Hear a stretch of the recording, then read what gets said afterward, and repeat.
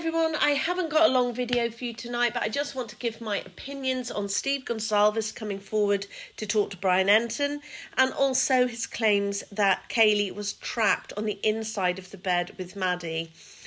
So I'm going to start with the interview with Brian Enton. I think Steve Gonzalez's quest for the truth and transparency is absolutely admirable, and who wouldn't want that in his position?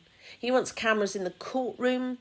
The families have not been asked, but I think, even if they'd been asked, they're not going to be listened to. They've proved that with the demolition of 1122 King Road. The prosecution bothered to ask them what they thought and ignored it. So I think that's really interesting to see what's going on there with the dynamics between the families and the prosecution. Also the defence. The defence is, like he says, they're kind of agreeing on things.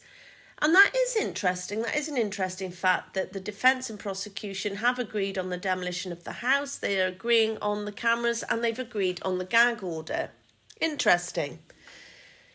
The one thing I didn't agree with Steve Gonzalez was the hillbilly comments. I think that was projection. I think he's angry, he's upset. I don't think he can assume that that is what Brian Kohberger was thinking, or that is what his plan was.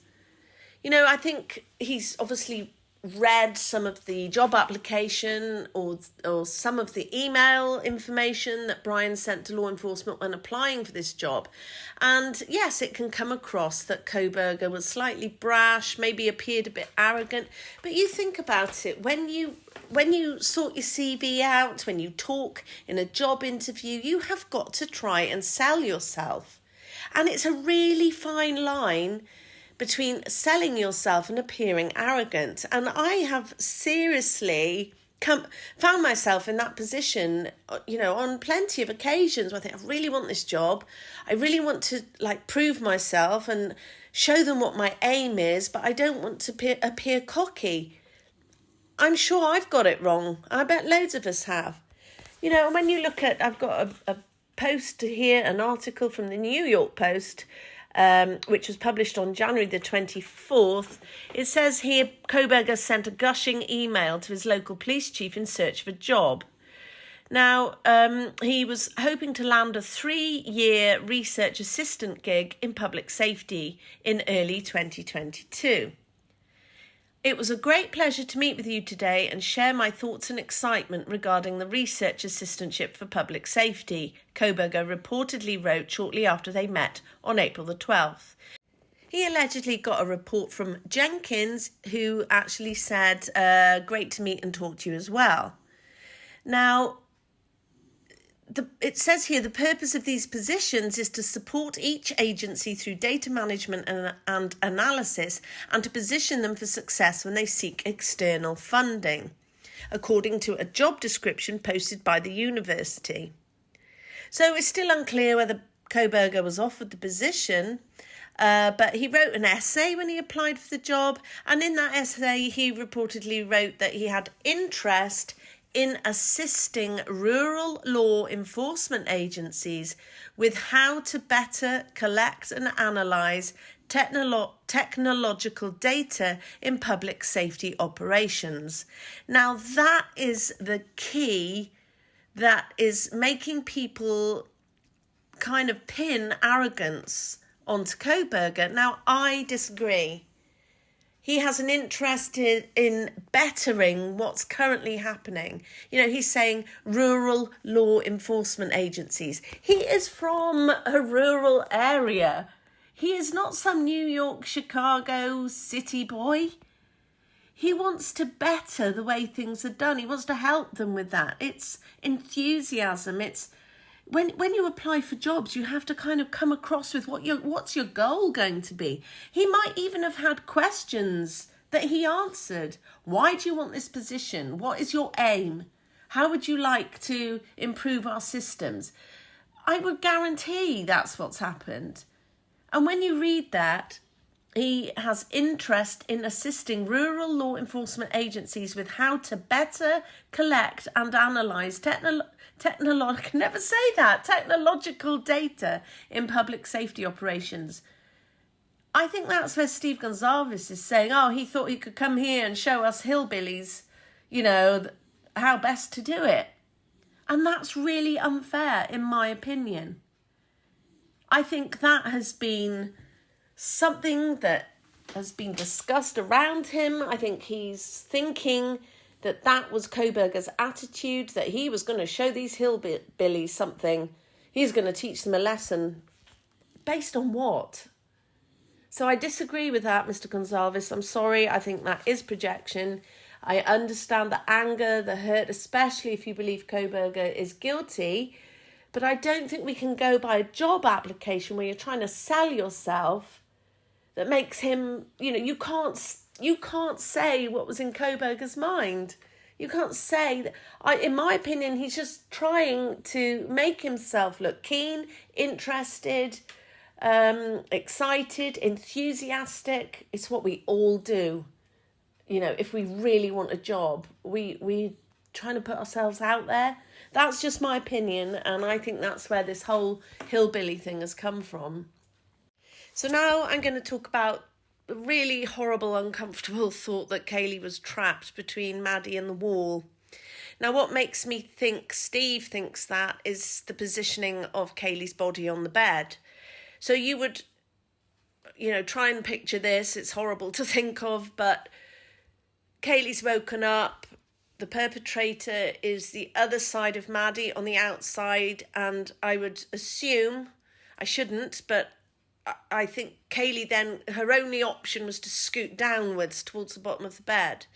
So perhaps then her body was lower down than Maddie's on the bed, which makes Steve believe that she was trapped and tried to scoot down to the bottom and then was attacked. But I've always struggled with Murphy being on his own. They've been out all night, and yes, of course they could have left Murphy on his own. But there is another scenario that could work here. Now, imagine that Kaylee heard something. She was in her own room with Murphy. She heard something in Maddie's room. So she comes out of her room and shuts the door on Murphy, walks into Maddie's room, and the perpetrator is next to Maddie, looks up to see Kaylee, goes round to grab Kaylee. Now, it's horrible to picture, but so imagine he grabs Kaylee with his left hand. She's trying to fight him off, and he then attacks her and with his knife, and then he kind of swivels round and throws her backwards onto the bed. I think this is also a very possible scenario, because then Kaylee would again be lower down the bed, which made make it look like she tried to scoot down. So I think we've got two possibilities. I think, yes, Kaylee could have been trapped and tried to scoot down and then fought, or she could have entered the room. He grabs her, they fight, and then he throws her on the bed, which means she's far lower down the bed than Maddie would be. So I think that is something for us to think about. I think that's a definite possibility. But what I am 100% sure of, I'm not really allowed to say that, I guess I'm 99.99999% sure of, is that there would have been noise. Harsh Reality's done a great video on this. I think it's called Noise. It's the first thing I thought of was, how noisy is that fight going to be? And it's not going to be a playing with the dog kind of noise. And we know that Zana had defensive wounds, which would also mean noise. And I'm going to tell you now, I've had my fingers shut in a door, and you don't quietly, I'm talking about Zana here and her injuries that we have heard that she got. You don't say ouch, or you don't stay quiet, and you've got the fear, the sheer terror of someone with a knife in your room as well, and you're trying to fight them off. That's two different rooms where this noise was going on. Steve Gonzalez said there was a hell of a fight on the second floor. That was Zana. And I'm throwing Bethany into this. I'm sorry, they heard. If Dylan claims that she heard crying and, you know, I'm here to help, but didn't hear all of this, I'm sorry, I can't. It makes me really cross thinking about it. There's so much more going on here, and I am going to do a video on those elephants in the room, as in BF and DM. I haven't done one yet. I've kind of put it off because there's a lot to say, and a lot of people have said it. But this makes me more angry because I don't believe for a second that those surviving roommates did not hear what was going on. You know, we gave them lots of excuses. I remember at the beginning, it's like, yeah, maybe they had like earbuds in. That would be feasible. Yeah. And they're both downstairs. They were right on the ground floor. Both together on the ground floor. And that's why the perp didn't go down there. This perpetrator or these perpetrators walked past Dylan's door more than once. Bethany was only downstairs. She wasn't like a block away. She was downstairs. You know, noise above travels. This is allegedly 4 a.m. in the morning, around that time, maybe earlier, we're not sure. It's quiet out there. You're telling me that you're in your room and your house is quiet and you're not hearing this going on. Pull the other one.